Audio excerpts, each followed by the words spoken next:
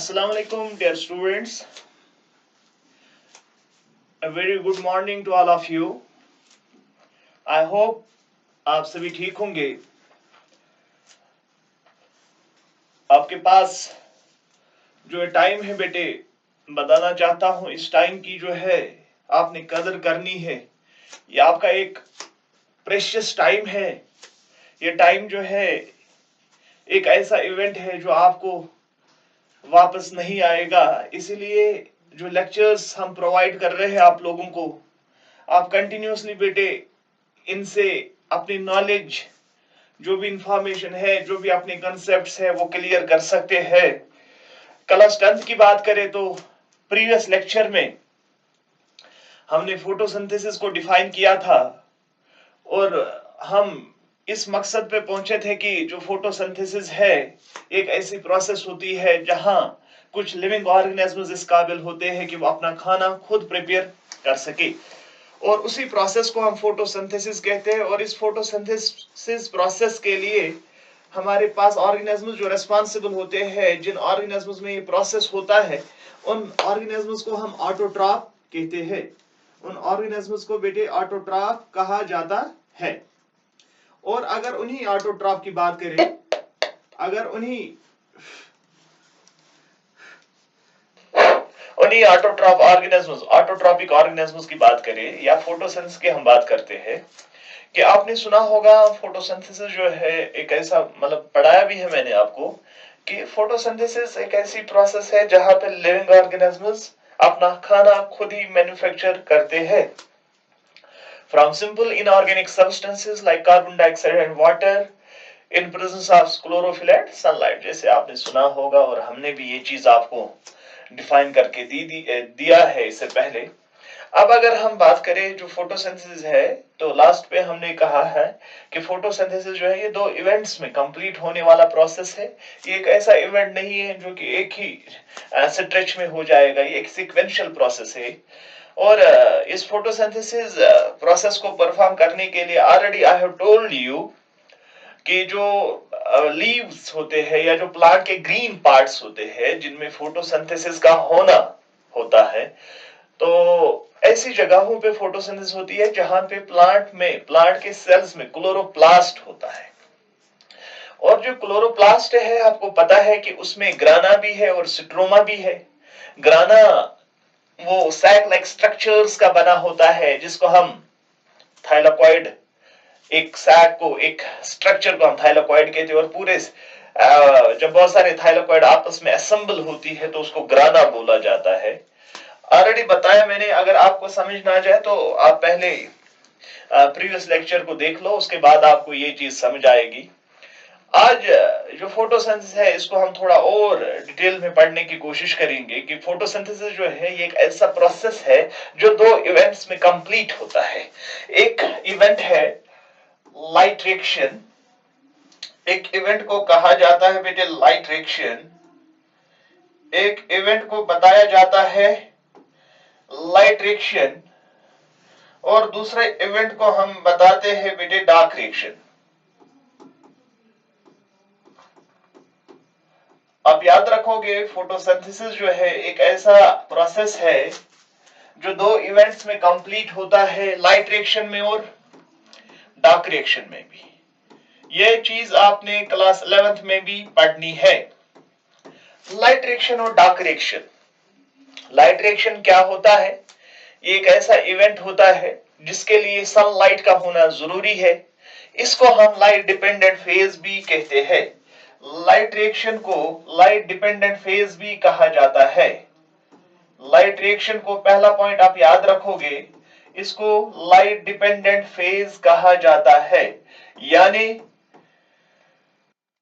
हाँ, हमारे पास जो फोटोसिंथेसिस हो रही है प्लांट्स में, उनके अंदर जो लाइट रिएक्शन होना जरूरी है, और जो लाइट रिएक्शन का होना ये लाइट के प्रेजेंस में होता है, इसीलिए इस फेज को लाइट डिपेंडेंट फेज कहा जाता है। अब हमारे पास डार्क रिएक्शन क्या है? क्या इसके लिए लाइट का होना जरूरी नहीं है? हाँ, इसके लिए लाइट का होना जरूरी नहीं है। चाहे डार्क रिएक्शन में डार्क रिएक्शन जब हो रहा है प्लांट्स में तब लाइट हो भी सकती है और नहीं भी हो सकती, इसके लिए लाइट का होना इंपॉर्टेंट नहीं है। तो इसीलिए हम इसको क्या कहेंगे, इसको हम कहते हैं लाइट इंडिपेंडेंट फेज। इसके लिए लाइट का होना जरूरी नहीं होता है, किसके लिए, डार्क फेज के लिए।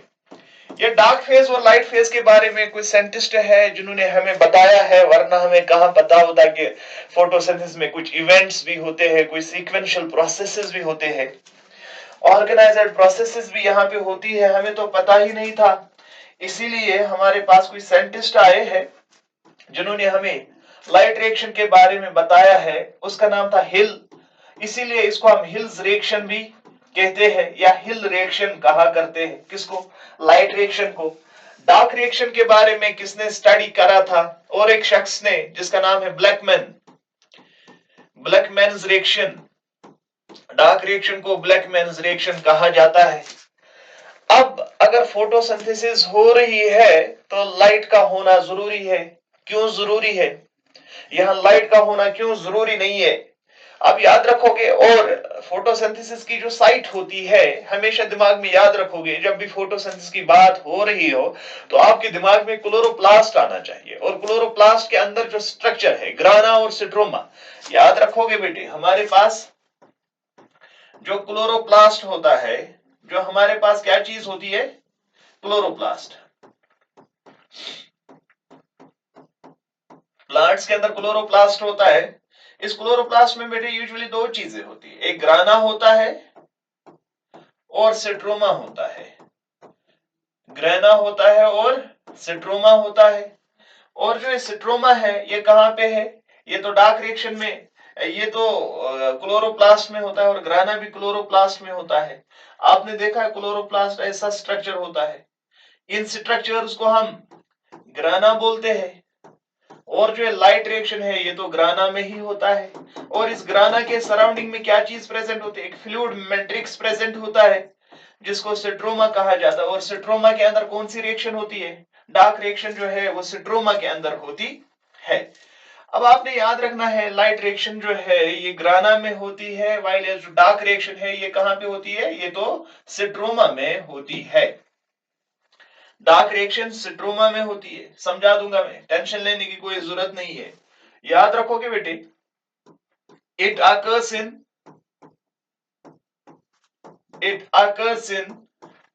या थैलाकॉइड, थैलाकॉइड बोलेंगे आप, क्योंकि ग्राना थैलाकॉइड्स का ही बना होता है, या बोलेंगे इट अकर्स एट ग्राना, या तो ये ग्राना में होती है या थैलाकॉइड में।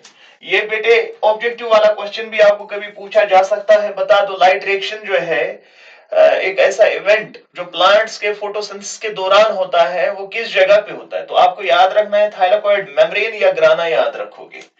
इसके बाद जो डार्क रिएक्शन है ये कहां पे होता है, प्लांट्स में।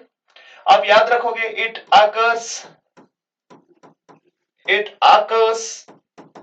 इन द सिट्रोमा, ये क्लोरोप्लास्ट के सिट्रोमा में होता है। इसके बाद क्लोरोप्लास्ट के सिट्रोमा में ये चीज होती है।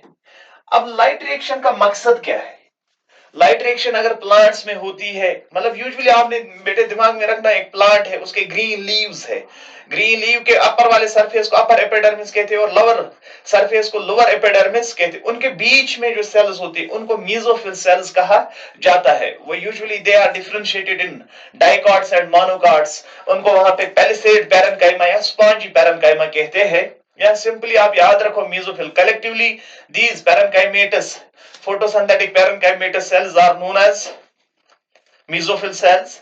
और इन्हीं मेसोफिल सेल्स के अंदर क्लोरोप्लास्ट होता है, और क्लोरोप्लास्ट में ही ग्राना और सिट्रोमा होता है। और ग्राना में लाइट रिएक्शन, ग्राना में लाइट रिएक्शन होती है और सिट्रोमा में डार्क रिएक्शन होती है। अब मकसद क्या है बेटे लाइट रिएक्शन का, लाइट रिएक्शन का जनाब ये मकसद है, देखो बेटे लाइट रिएक्शन का ये मकसद है, इसके दौरान एसिमिलेटरी पावर सिंथेसाइज होते हैं। एसिमिलेटरी पावर्स और सिंथेसाइज्ड, यहां पे एसिमिलेटरी पावर जो है वो सिंथेसाइज होते हैं। वो एसिमिलेटरी पावर का मतलब क्या है, देखो भाई हमारे पास आपने देखा है फोटोसिंथेसिस के दौरान 6 टाइम्स कार्बन डाइऑक्साइड रिएक्ट करेगा 6 टाइम्स वाटर के साथ, तो बनेगा क्या, C6H12O6 प्लस 6 टाइम्स ऑक्सीजन। यही तो हमारी रिएक्शन है फोटोसिंथेसिस की। इस कार्बन डाइऑक्साइड और वाटर को ग्लूकोज में कन्वर्ट करने के लिए एनर्जी लगती है, और वो एनर्जी कहां से रिलीज होगी बेटे, लाइट रिएक्शन के दौरान जो एसिमिलेटरी पावर, वो एक केमिकल एनर्जी की फॉर्म में होता है। ये केमिकल एनर्जी होती है एटीपी और NADPH2, ये केमिकल एनर्जी होती है। जब ये लाइट रिएक्शन के दौरान बनेगी और फिर जाके ये डार्क रिएक्शन में यूज हो जाएगी, ताकि डार्क रिएक्शन में वाटर और कार्बन डाइऑक्साइड आपस में केमिकली रिएक्ट करेंगे और रिएक्ट करने के बाद ग्लूकोज की प्रोडक्शन हो जाएगी। अब यहां आपको एक चीज क्लियर होता है कि लाइट रिएक्शन में कोई ग्लूकोज की सिंथेसिस नहीं होती है। वो आज आपको पता चला कि जो ग्लूकोज की सिंथेसिस है वो बेटे डार्क रिएक्शन में होती है। और डार्क रिएक्शन में और एक चीज इवॉल्व होता है जिसको हम बेटे ऑक्सीजन, ऑक्सीजन जब ग्लूकोज की प्रोडक्शन होती है तो ऑक्सीजन भी, एक्चुअल में ऑक्सीजन कुछ और होता है, मैं समझाने की कोशिश करूंगा। अब हम रिएक्शन को बैलेंस करने के लिए ये यहां पे लिखते हैं, लेकिन आप याद रखोगे जो जो पॉइंट्स मैं आपको बता के जाऊंगा तो आपने नोट डाउन करना है और साथ साथ उनको ध्यान में भी रखना है, दिमाग में रखना है और समझने की कोशिश करनी है। क्या कहा मैंने, जो लाइट रिएक्शन है इसके दौरान एसिमिलेटरी पावर जो है उनकी सिंथेसिस होती है। एसिमिलेटरी पावर्स आर सिंथेसाइज्ड किस चीज के दौरान, लाइट रिएक्शन के दौरान। और यहाँ पे कोई एसिमिलेटरी पावर की सिंथेसिस नहीं, बल्कि यहाँ पे ग्लूकोज की सिंथेसिस होती है। It involves synthesis of glucose molecule. यहां इसको हम, यहाँ पे एक ऑर्गेनिक प्रोडक्ट यानी ग्लूकोज जो है वो इनऑर्गेनिक सबस्टेंसेस से, कार्बन डाइऑक्साइड और वाटर जो है दोनों इनऑर्गेनिक होते हैं। इनऑर्गेनिक चीजें जो है वो ऑर्गेनिक में कन्वर्ट होते हैं। It involve synthesis of glucose molecule.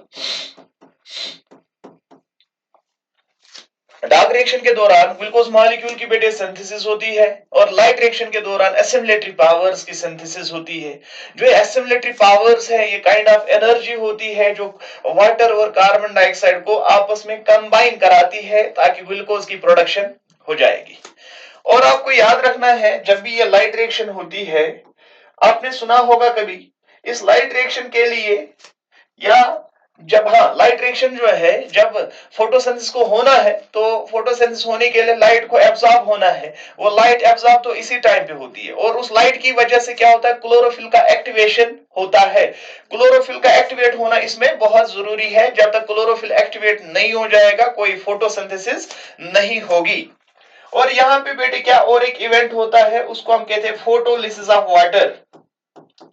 Photolysis of water होता है।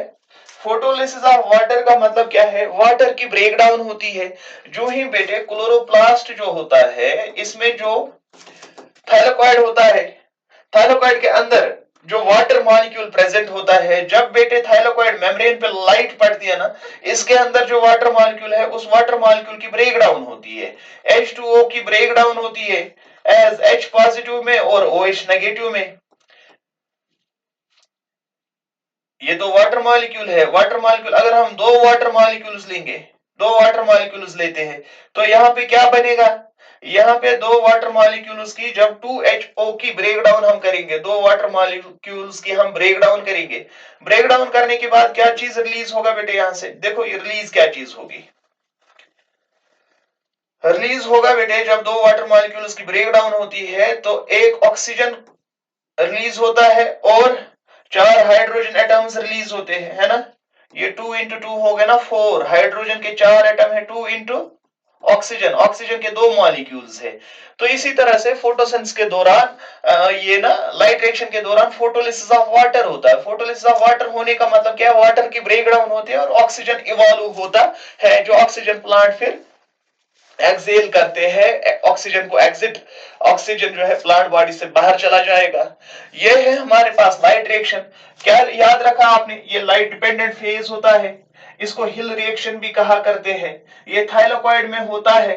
थाइलाकॉइड में होने के बाद क्या चीज होता है, लाइट रिएक्शन के दौरान एसिमिलेटरी पावर्स की सिंथेसिस होती है, और वो एसिमिलेटरी पावर जो है डार्क रिएक्शन में यूज हो जाते हैं। और डार्क रिएक्शन में यूज होने के बाद क्या चीज होगा बेटे, डार्क रिएक्शन में ही ग्लूकोज की प्रोडक्शन हो जाएगी। डार्क रिएक्शन में ही क्या होगा, ग्लूकोज की प्रोडक्शन होगी।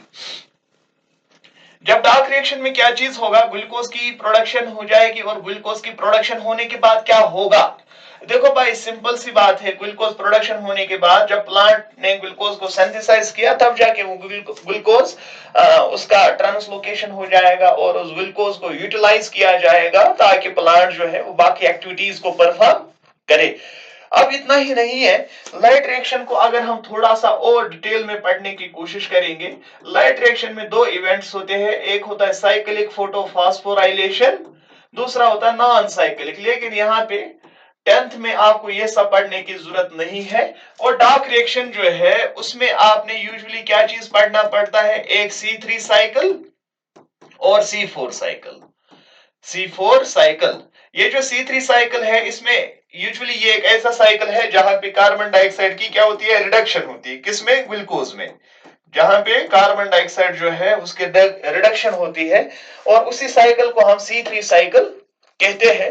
तो इस तरीके से प्लांट्स में बेटे ग्लूकोज की प्रोडक्शन हो जाती है, और ग्लूकोज की प्रोडक्शन होने के बाद प्लांट के पास जो है फूड सोर्स मिला, इसके बाद प्लांट उस फूड सोर्स को यूटिलाइज कर सकता है ताकि वो कोई भी वर्क डन कर सके, कोई भी अदर एक्टिविटी कर सके, और ये फूड स्टोर रहेगा in the form of starch. इस ग्लूकोज, जब प्लांट बहुत सारा ग्लूकोज बनाएगा उसकी पॉलीमराइजेशन होती है, फिर वो स्टार्च की फॉर्म में यूजुअली स्टोर रहता है, जिस प्रोसेस को आप पॉलीमराइजेशन कहते हैं, या आप कभी कहते हैं कि प्लांट्स के अंदर जो रिजर्व फूड मटेरियल होता है that is glucose, that is starch. Starch एक पॉलीसेक्राइड होता है। जब ग्लूकोज की पॉलीमराइजेशन हो जाएगी, मतलब बहुत thousands of glucose units, millions of glucose units आपस में मिलेंगे तो स्टार्च बनेगा, और ये इसी ग्लूकोज की ट्रांसलोकेशन होती है फ्लोएम के थ्रू, ताकि जहां पे यूटिलाइज हो जाएगा, मतलब वही फूड जो है रूट तक भी चला जाएगा, ताकि ये फूड यूटिलाइज हो जाएगा, रूट को एनर्जी मिलेगी ताकि वो वाटर को एब्जॉर्ब कर सके। या सिंपली आप बोलेंगे ताकि फूड को ये फूड, प्लांट को ये फूड मिला ताकि ये स्टेबल बने, प्लांट को ये फूड मिला ताकि उसको एनर्जी मिलेगी, प्लांट को ये फूड मिला ताकि उसकी ग्रोथ एंड डेवलपमेंट हो जाएगी, मेंटेनेंस हो जाएगी, रिपेयर हो जाएगा।